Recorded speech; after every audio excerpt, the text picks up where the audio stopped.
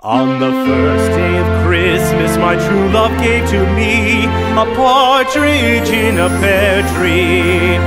On the second day of Christmas, my true love gave to me two turtle doves and a partridge in a pear tree. On the third day of Christmas, my true love gave to me three French hens, two turtle doves, and a partridge in a pear tree. On the fourth day of Christmas, my true love gave to me four calling birds, three French hens, two turtle doves, and a partridge in a pear tree.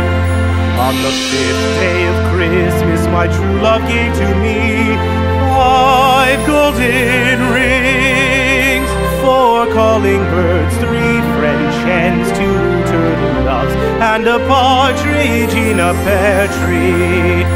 On the sixth day of Christmas, my true love gave to me six geese a-laying, five golden rings, four calling birds, three French hens, two turtle doves, and a partridge in a pear tree. On the seventh day of Christmas, my true love gave to me seven swans a-singing, six geese a-laying, five golden rings, four calling birds, three French hens, two turtle doves, and a partridge in a pear tree.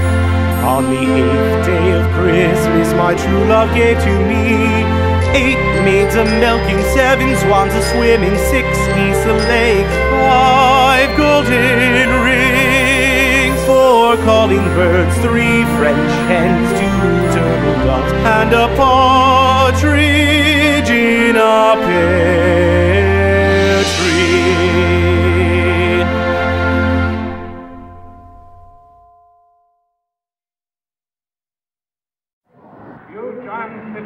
Kennedy, do solemnly swear. I, John Fitzgerald Kennedy, do solemnly swear. That you will faithfully execute the office of President of the United States. That I will faithfully execute the office of President of the United States. And will, to the best of your ability. And will, to the best of my ability. Preserve, protect, and defend the Constitution of the United States. Preserve, protect, and defend the Constitution of the United States. So help you God. So help me God.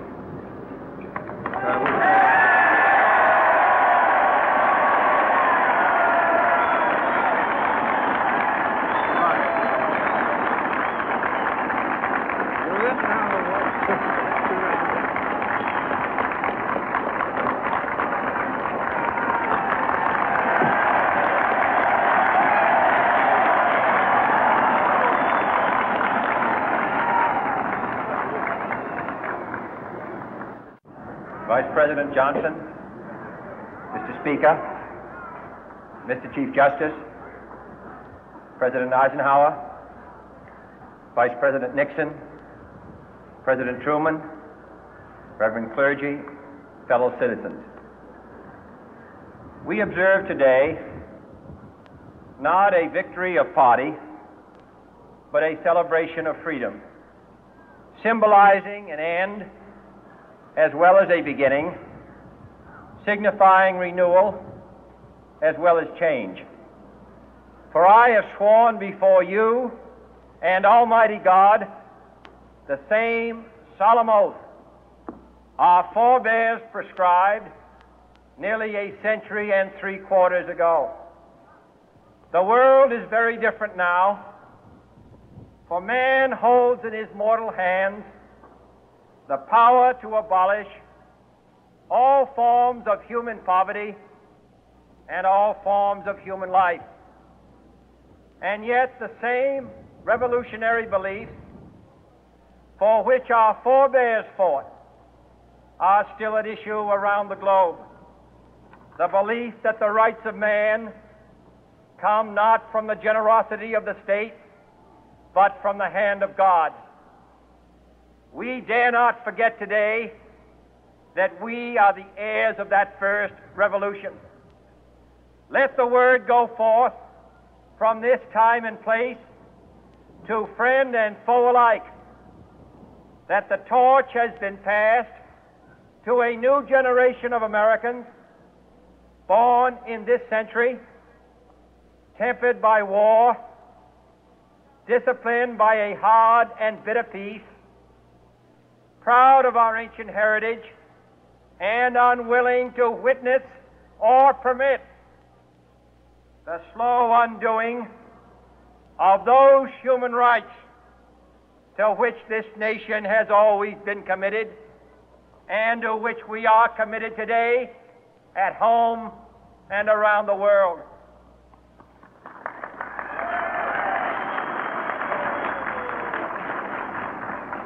Let every nation know, whether it wishes us well or ill, that we shall pay any price, bear any burden, meet any hardship, support any friend, oppose any foe to assure the survival and the success of liberty.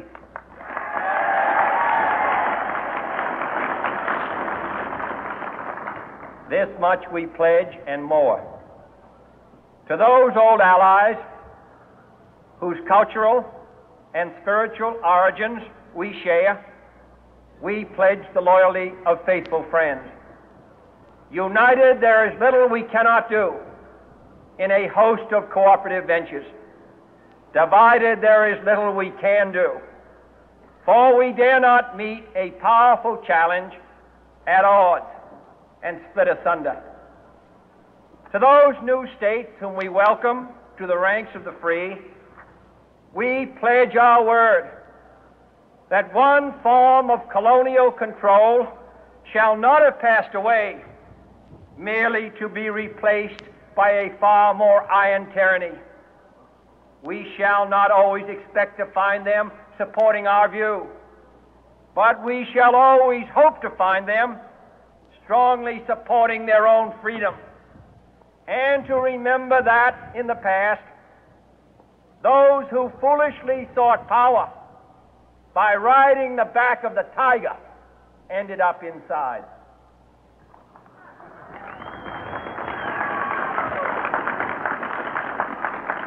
To those people in the huts and villages of half the globe struggling to break the bonds of mass misery, we pledge our best efforts to help them help themselves for whatever period is required, not because the communists may be doing it, not because we seek their votes, but because it is right.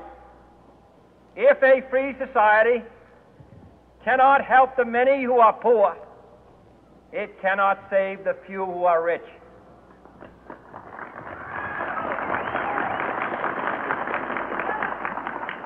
To our sister republics south of our border, we offer a special pledge to convert our good words into good deeds, in a new alliance for progress, to assist free men and free governments in casting off the chains of poverty. But this peaceful revolution of hope cannot become the prey of hostile powers. Let all our neighbors know that we shall join with them to oppose aggression or subversion anywhere in the Americas. And let every other power know that this hemisphere intends to remain the master of its own house.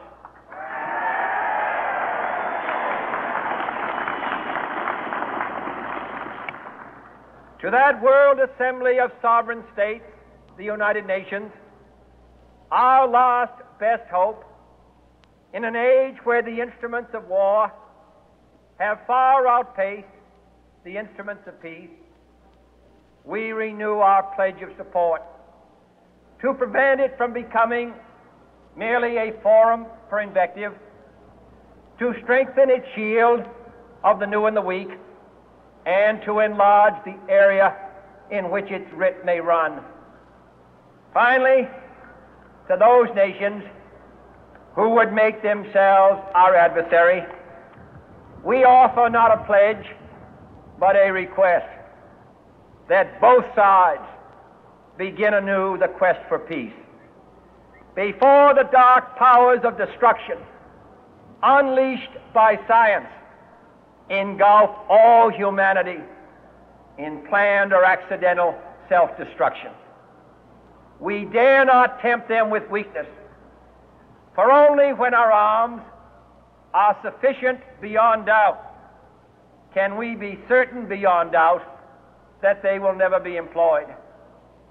But neither can two great and powerful groups of nations take comfort from our present course, both sides overburdened by the cost of modern weapons, both rightly alarmed by the steady spread of the deadly atom, yet both racing to alter that uncertain balance of terror that stays the hand of mankind's final war. So let us begin anew, remembering on both sides that civility is not a sign of weakness, and sincerity is always subject to proof. Let us never negotiate out of fear, but let us never fear to negotiate.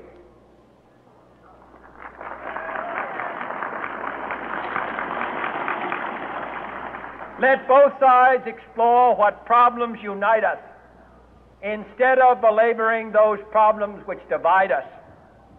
Let both sides, for the first time, formulate serious and precise proposals for the inspection and control of arms, and bring the absolute power to destroy other nations under the absolute control of all nations.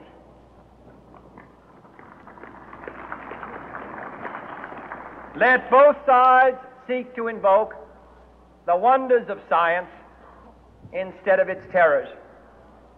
Together, let us explore the stars, conquer the deserts, eradicate disease, tap the ocean depth, and encourage the arts and commerce. Let both sides unite to heed in all corners of the earth the command of Isaiah to undo the heavy burden and let the oppressed go free.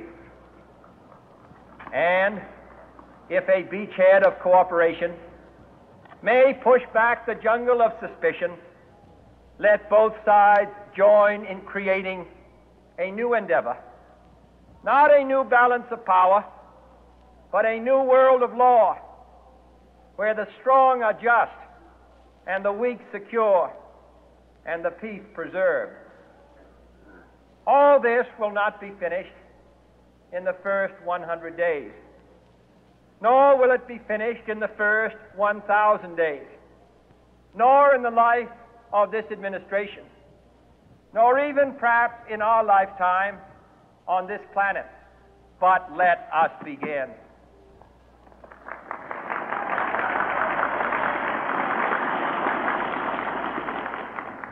In your hands, my fellow citizens, more than mine, will rest the final success or failure of our course. Since this country was founded, each generation of Americans has been summoned to give testimony to its national loyalty. The graves of young Americans who answered the call to service surround the globe. Now the trumpet summons us again, not as a call to bear arms, though arms we need, not as a call to battle, though in battle we are, but a call to bear the burden of a long twilight struggle, year in and year out, rejoicing in hope, patient in tribulation, a struggle against the common enemies of man, tyranny, poverty, disease, and war itself. Can we forge against these enemies a grand and global alliance, north and south, east and west, that can assure a more fruitful life for all mankind? Will you join in that historic effort?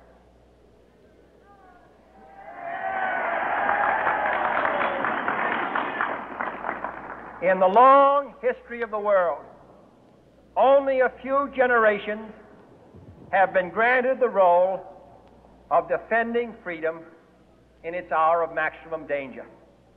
I do not shrink from this responsibility. I welcome it.